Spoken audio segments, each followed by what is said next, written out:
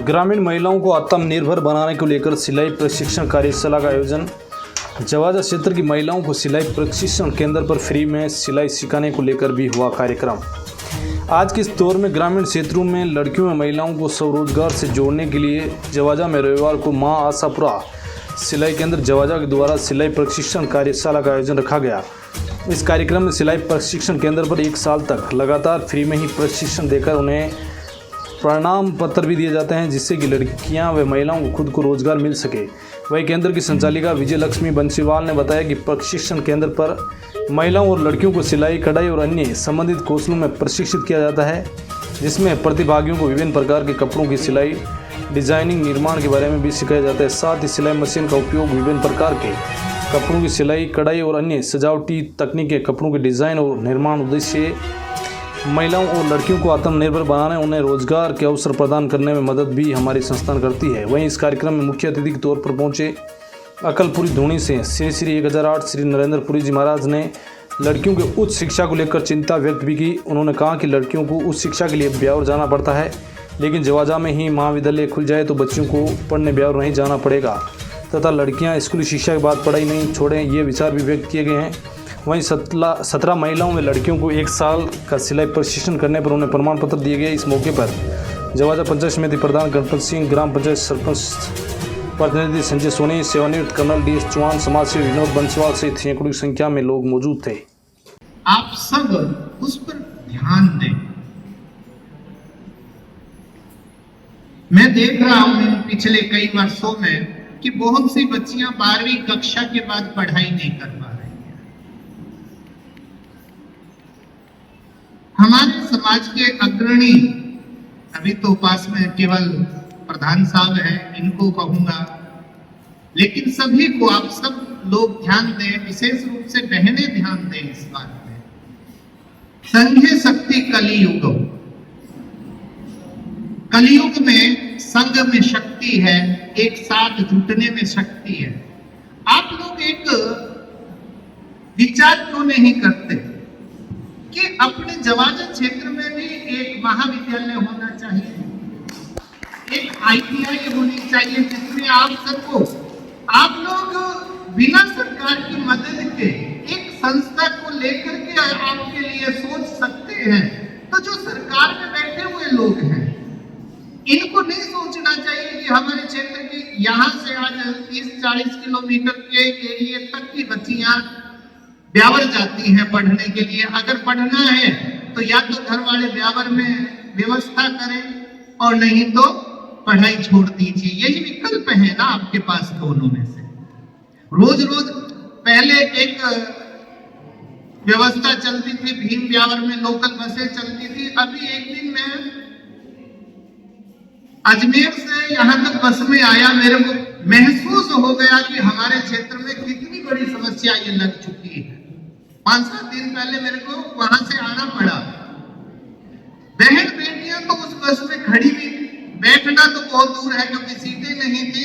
इतनी बुरी तरह से ठसाठस भरी हुई बस थी, तो वो भी बंद हो गई है। तो बच्चियां कैसे जाएंगी भाई पढ़ने के लिए? अगर कोई माँ बाप इतनी हिम्मत करे भी कि मेरी बच्ची वहां पढ़ने जाना चाहिए, तो कोई बस की सुविधा नहीं है। किसी का भी ध्यान इस पर नहीं है, ना समाज के अग्रणी पुरुषों का है। और जो झेल रही है, सरकार ने घोषणाएं तो कर दी है कि आधी या पूरी किराया माफ है, लेकिन उस सुविधा को खत्म कर दिया। नहीं, आप लोग थोड़ा आंदोलित होइए। आज मैं इस मंच से आप सब, क्योंकि आप प्रशिक्षित हैं, आप सरकार के साथ में, अभी आपको एक नए स्टार्टअप के प्रधान साहब से या सरपंच साहब से कहिए कि हमें अब और कुछ नहीं आपसे चाहिए। चुनावों के टाइम में हमारी कोई मांग नहीं है, हमें एक महाविद्यालय की जरूरत है। एक औद्योगिक प्रशिक्षण के लिए क्षेत्र में होनी चाहिए, ताकि हम लोग परेशान ना हो। विकल्प नहीं है कि आप एक सिलाई सेंटर खोल करके, एक दुकान छोटे से खोल करके बैठ जाइए। नहीं, आप बड़ा सोचिए। आप किसी कंपनी के साथ अपना टाई अप कीजिए, आप आगे बढ़ सकते हैं। आपको इन्होंने प्रशिक्षण दिया है तो थोड़ा थोड़ा सा व्यवसायिक दिमाग लगाइएगा। आप सब अपने ये एक केवल दीवार पर टांगने के लिए कागज के पुर्जे नहीं है बेटियों, ये है आपके भविष्य की एक संभावना। क्योंकि आज कंपनियों में कपड़ा खूब आता है, ये अब वो वाला समय नहीं है। क्योंकि आप देख रहे हैं कि सब तो रेडीमेड खरीद रहे हैं, आपकी सिलाई की दुकान में कौन आएगा फिर? आप कुछ ऐसा कीजिए कि किसी न किसी कंपनी के लिए काम करिए, कंपनी से कुछ माल मंगाइए, उसको वापस भेजिए और इसके लिए स्टार्टअप का जो सरकारी योजना है उसका लाभ लीजिए, लखपति बहन योजना का लाभ लीजिए। लेकिन इन सब के साथ आप अपने जो भी आपके प्रतिनिधि हैं उनसे संपर्क करिए कि हमें सुविधाएं चाहिए। मैंने जैसे संघर्ष करके ये सीखा है, मेरी अगले वाली बहनों को ऐसा ना करना पड़े। इसलिए मैं प्रधान साहब को निजी तौर पे भी कहना चाहता हूं कि आप कम से कम एक टाटगढ़ क्षेत्र में और एक हमारे जवाजा क्षेत्र में महाविद्यालय की कमी बहुत ज्यादा है। वैसे वहां के लिए तो मैंने सुना है कि इस बार शायद घोषणा हुई है, लेकिन जवाजा उसमें भी पीछे रह गया है। बढ़ेगा तो जब बढ़ेगा, लेकिन घोषणा उनकी तो कम से कम हुई है। हमारे क्षेत्र को एक महाविद्यालय की बहुत ज्यादा जरूरत है। हाँ, चालू हो गया है, लेकिन हमारे लिए भी आप जरूर थोड़ा सा संघर्ष करें। इसी के साथ मैं अपनी वाणी को विराम दूंगा। एक ITI और एक महाविद्यालय के लिए आप जरूर विचार करें। और आप सब भी जो बैठे हैं ये भी अपने अपने समाज में जाकर के चर्चा करें, ताकि लोग, क्योंकि एक सच्चाई है भाई, जहां इकट्ठे होंगे वहीं नेताजी का कान जाएगा। जब तक आप इकट्ठे नहीं होंगे नेताजी के कान में आवाज जाती ही नहीं है। मैं यहाँ आप 20 आदमियों में बोल गया हूँ, लेकिन मेरी आवाज वहां तक जाएगी जब मेरी इस एक आवाज के पीछे 5-10 हजार आदमी होंगे। इसलिए आप लोग थोड़ा सा इस पर जरूर ध्यान दें। मैं जब महसूस कर सकता हूँ, मेरे कोई नहीं है, एक दिन की यात्रा में मैंने महसूस कर लिया कि बहुत मुश्किल काम है ब्यावर तक पहुंचना आज पब्लिक ट्रांसपोर्ट में। तो आप लोग तो रोज संघर्ष करते हैं, आपके घर में तो बहन बेटियां हैं, आप लोग इतना विचार क्यों नहीं करते हैं? आप लोगों को ये परेशानियां क्यों महसूस नहीं होती है? मैं ये समझ नहीं पाता हूँ, लेकिन आपको करनी चाहिए। आप समाज में केवल एक पोतिया बंधवाने के लिए नहीं है, बुरा मत मानना मेरी बात। आपको समाज के लिए कुछ करना चाहिए और वो कर सकते हैं आप इकट्ठे हो करके। एक जगह पर इकट्ठे होइए, विचार करिए, उस पर अपने नेताओं को, अपने प्रतिनिधियों को, अपने अधिकारियों को बुलाइए और कहिए कि हमें इस चीज की जरूरत है। तब हमारा यहाँ पर समाज में होना अच्छा है, और नहीं तो हम अपने अपने घर में सोते रहेंगे, परेशानियां जो की त्यों खड़ी रहेंगी। बोलिए श्री सतगुरुदेव की जय हो। परम पूजनीय गुरुदेव श्री नरेश पुरी जी, परम आदरणीय MLA साहब है जो किसी कारणवश नहीं आ रहे हैं, परम सम्मानीय प्रधान साहब, सम्मानीय मंच, समस्त माताओं और बहनों भाइयों, आप सभी का माँ आशापुरा सिलाई सेंटर जवाजा में वार्षिक उत्सव में पधारने पर हार्दिक अभिनंदन। मैं विश्व हिंदू परिषद ब्यावर एवं जवाजा शाखा को बहुत बहुत हार्दिक आभार और धन्यवाद देती हूँ कि इन्होंने मुझे सिलाई सेंटर चलाने का कार्यभार सौंपा है।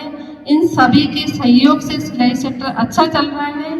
सिलाई सीखने के बाद बहनें अपना कार्य रोजगार आर्थिक दृष्टि से आत्मनिर्भर नहीं बना पा रही हैं। मैं सम्मानीय भाई साहब लक्ष्मी नारायण जी भाई साहब, पृथ्वी सिंह जी भाई साहब, आप सभी से आग्रह निवेदन करती हूँ कि विद्यालय की ड्रेस या अन्य बहनों को कपड़े के इन सिलाई सीखी हुई बहनों को सिलवाए, इन्हीं के लिए नियमित सिलाई की व्यवस्था कराएं। आप सभी को बहुत बहुत आभार प्रदान करती हूँ। और मेरे यहाँ से सिलाई प्रशिक्षण 1 साल से चल रहा है। यहाँ से 34 लेडीजों ने सिलाई सीखी है और 17 को प्रमाण पत्र मिल चुका है। और जैसे कि श्रीमान नरेश पुरी जी महाराज ने अभी बताया कि हमारे यहाँ महाविद्यालय की बहुत आवश्यकता है, इससे मैं बहुत सहमत हूँ। और मैं ये भी कहना चाहूँगी, मेरे को अगर कोई सहयोग करेगा तो मैं इस क्षेत्र में जरूर आऊँगी और सामने आऊँगी, चाहे लिखित में देना पड़े, चाहे मुझे आगे तक जाना पड़े, मैं जाऊँगी। और हमारी लड़कियों को वास्तव में ये मैंने देखा है कि जो हमारा छोटा सा मानदेय है वो भी बहुत मुश्किल से करवा रही है। तो ब्यावर है, ITI कॉलेज अजमेर है, वहाँ तक पहुँच पाना तो मेरे को नहीं लगता है। यहाँ से लड़कियाँ मेरे को कहती है कि मैडम हम आगे क्या करें, तो मैं उनसे कहती हूँ बेटा या तो अजमेर जाओ सिलाई सीखने और अच्छा कुछ करना चाहते हो तो, क्यों हमारे तो यही है कि यहाँ से सीख के फिर आप घर जाके या कुछ अपना पर्सनल धंधा करो। मेरे को अगर अच्छा ऐसा है कि यहाँ से ITI कॉलेज और महाविद्यालय खुल जाता, मैं प्रधान साहब से भी कहूँगी, बार बार सरपंच साहब से भी कहूँगी कि मेरा सहयोग चाहिए तो मैं देने के लिए तैयार हूँ, और लिखित में चाहिए तो भी देने चलो, हर तरह से तैयार रहूँगी। बाकी हमारी यह पूरी कोशिश रहेगी कि ITI कॉलेज और महाविद्यालय खुल जाए। बहुत बहुत